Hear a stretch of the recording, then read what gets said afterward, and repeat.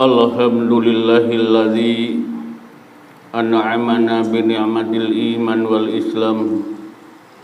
Wassalatu wassalamu ala Muhammadin khairil anam wa ala alihi wa ashabihil kiram.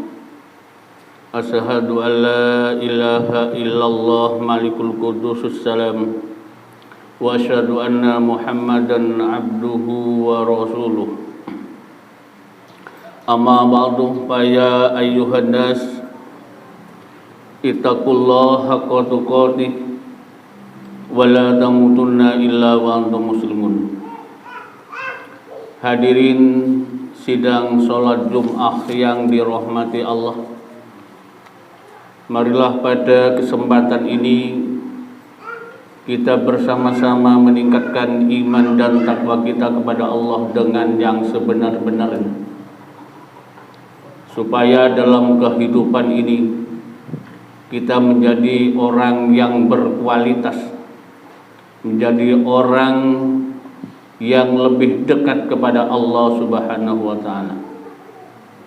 Jamaah sekalian, semua manusia dalam kehidupan ini pasti menginginkan menjadi orang yang terbaik.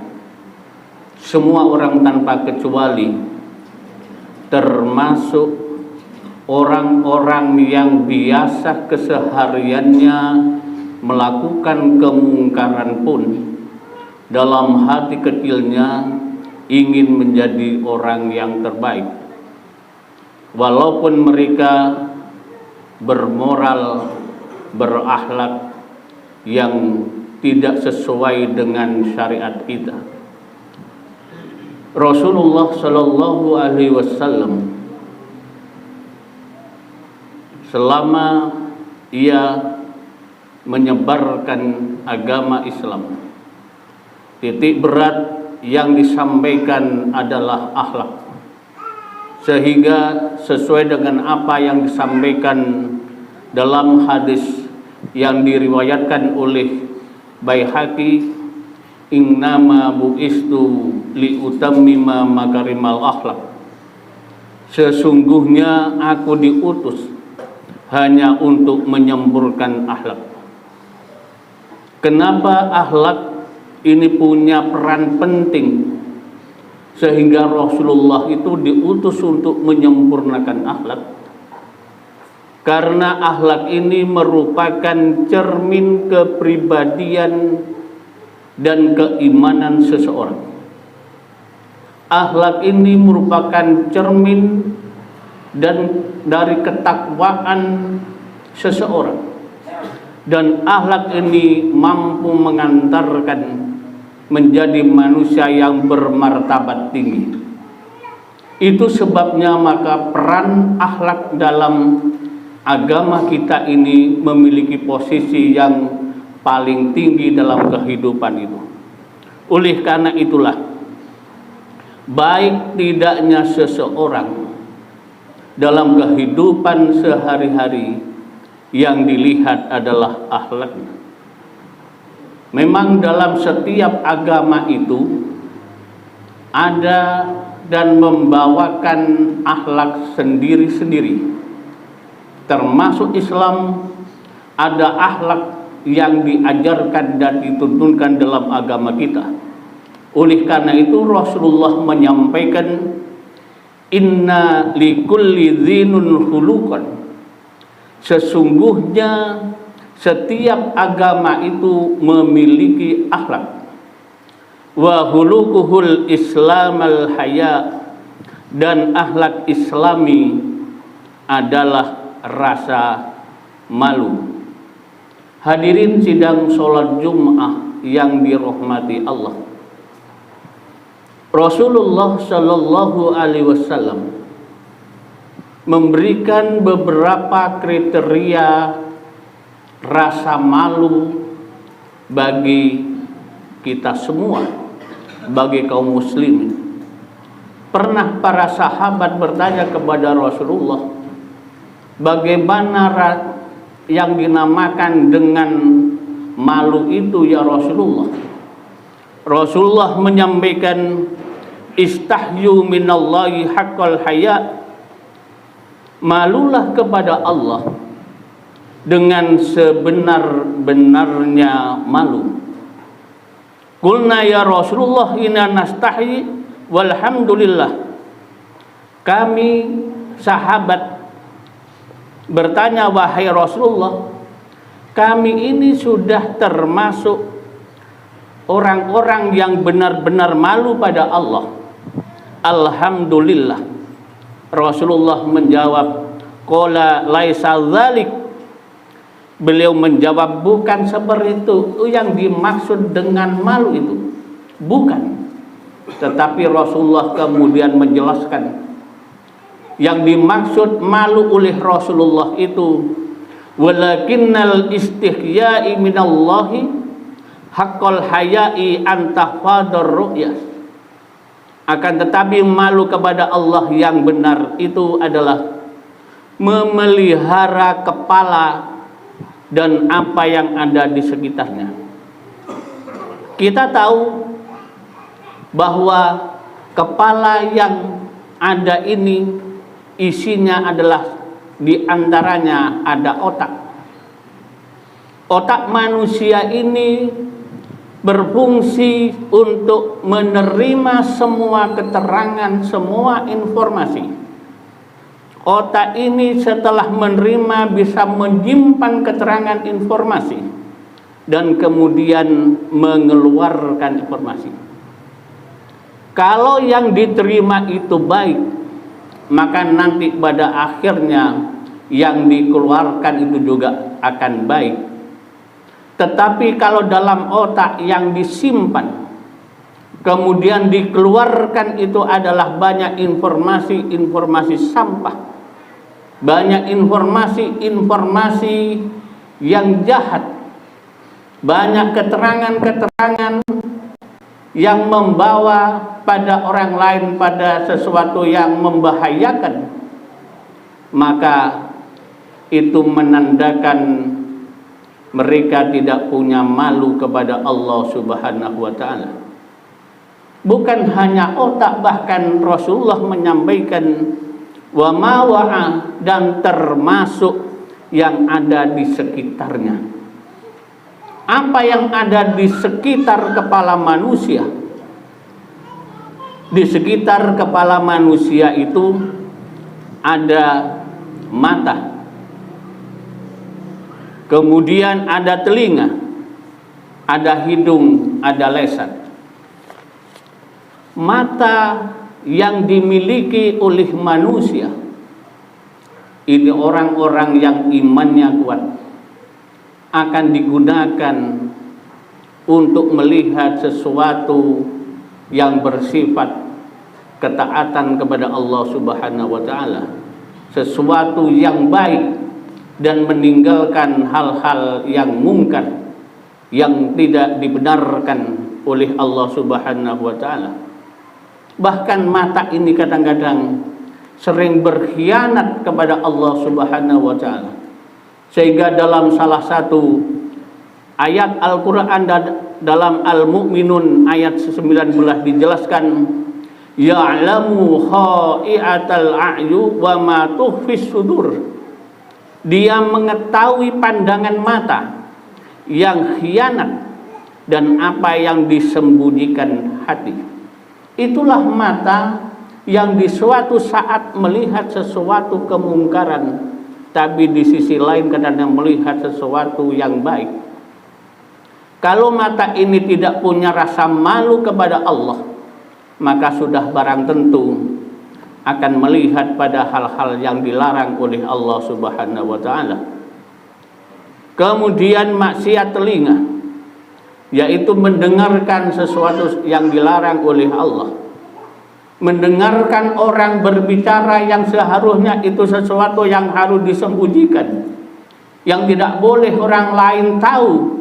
Mereka berbisik-bisik, ada upaya untuk pihak ketiga mendengarkannya. Itu adalah pengkhianatan terhadap telinga yang dilakukan oleh manusia. Termasuk lisan.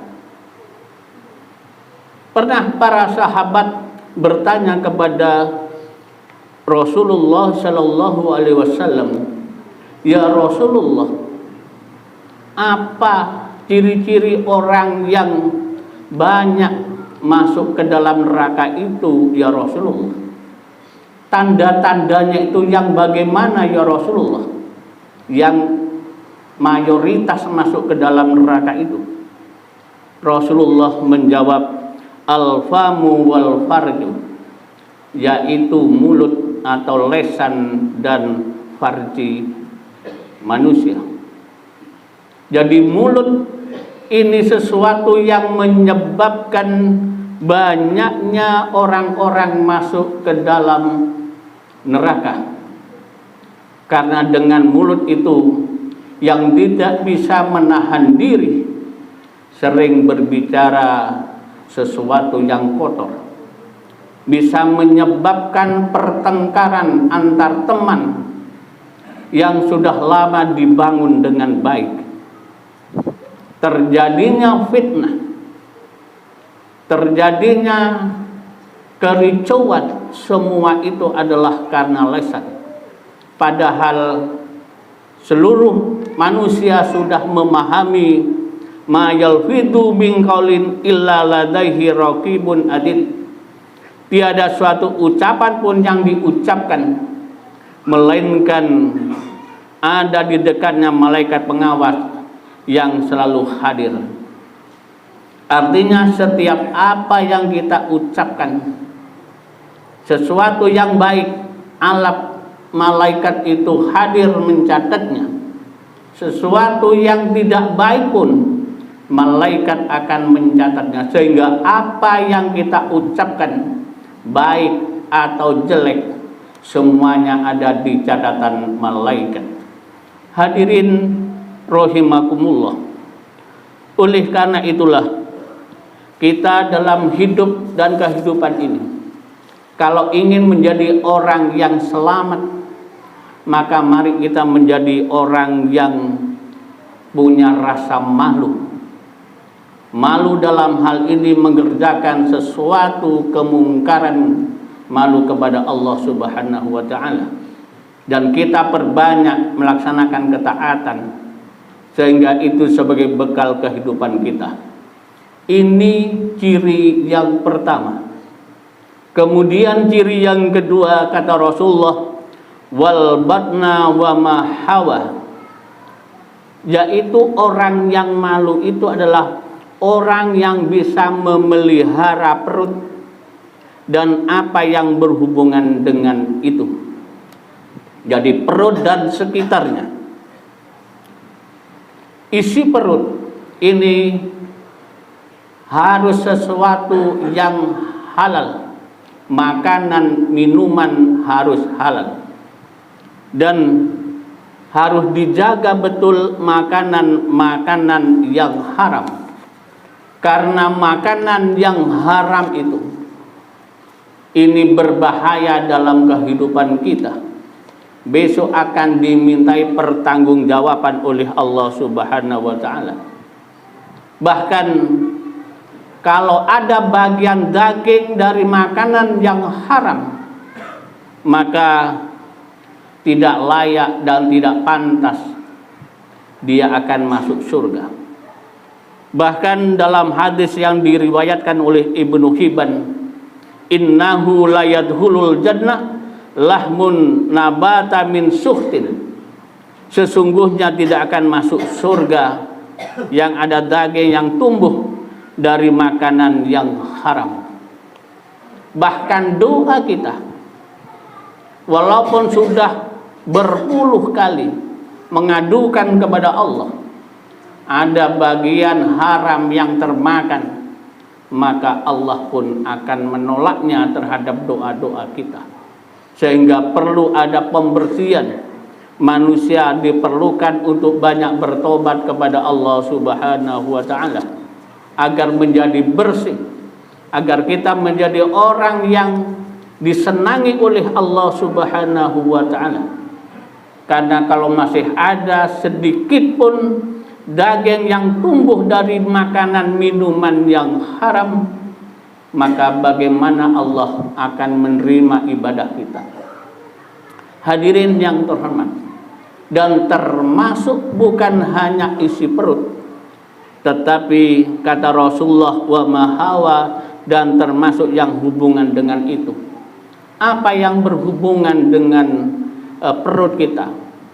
Tiada lain yaitu farji. Sehingga kaum muslimin, kaum mukminin ini harus pandai-pandai menjaga supaya kita dijauhkan dari perbuatan zina. Karena zina itu adalah perbuatan yang merupakan dosa besar.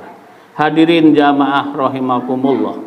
Oleh karena itulah kita perbanyak mohon kepada Allah untuk bisa dikuatkan menjadi orang yang tangguh dan mampu memegang amanah, menjadi orang yang malu kepada Allah Subhanahu wa taala.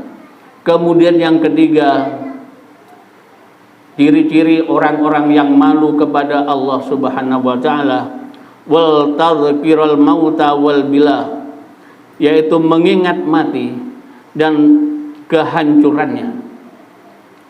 Jadilah orang kita ini orang yang sempurna.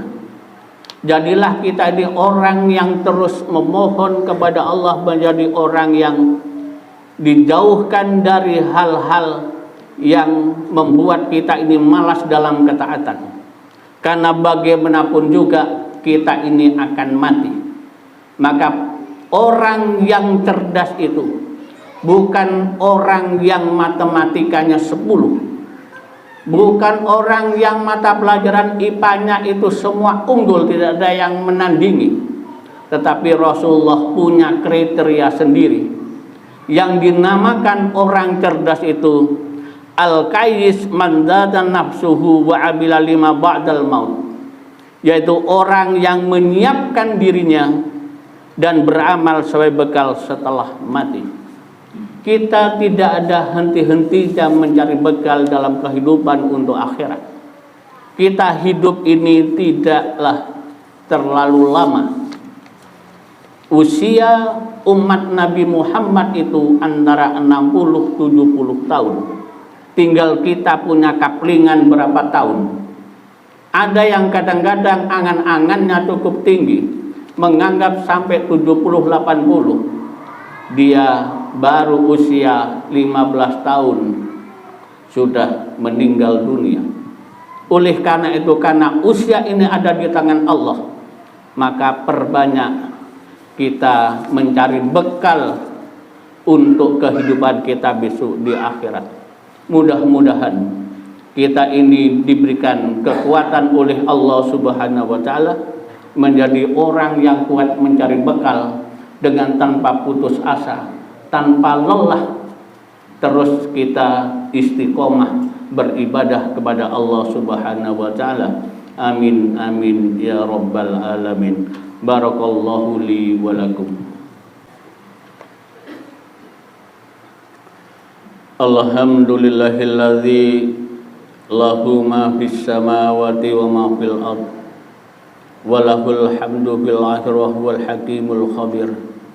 Asyhadu an la ilaha illallah wahdahu la syarikalah wa asyhadu anna Muhammadan abduhu wa rasuluhu la nabiyya ba'da. Allahumma sholli ala Muhammad wa ala ali Muhammad wa ba'du. Ayuhan nas, usikum wa nafsi bitaqwallah wa ta'atihi la'allakum tuflihun. Wa alamu anna Allah amarakum bi amrin bada'a fihi bi nafsi wa sanna bi malaikati qudsi fa qala wa lam yazal qailan alima. Innallaha wa malaikatahu yusholluna 'alan nabi. Ya ayyuhalladzina amanu shollu alaihi wa sallimu taslima. Allahumma sholli ala Muhammad wa ala ali Muhammad walhamdulillahi rabbil alamin. Allahumma ighfir lil muslimina wal muslimat wal mu'minina wal mu'minat al ahya'u minhum wal amwat innaka sami'un qaribun mujibud da'wat. Rabbana ighfir lana wa li ikhwanina alladzi sabaquna bil iman wa la taj'al fi qulubina ghillan lil ladzina amanu rabbana innaka ra'ufur rahim. Rabbana ighfir lana dzunubana wa israfana fi amrina wa tsabbit aqdamana wansurna 'alal qaumil kafirin. Rabbana ighfir lana wa liwalidayna warhamhuma kama rabbayana shighara.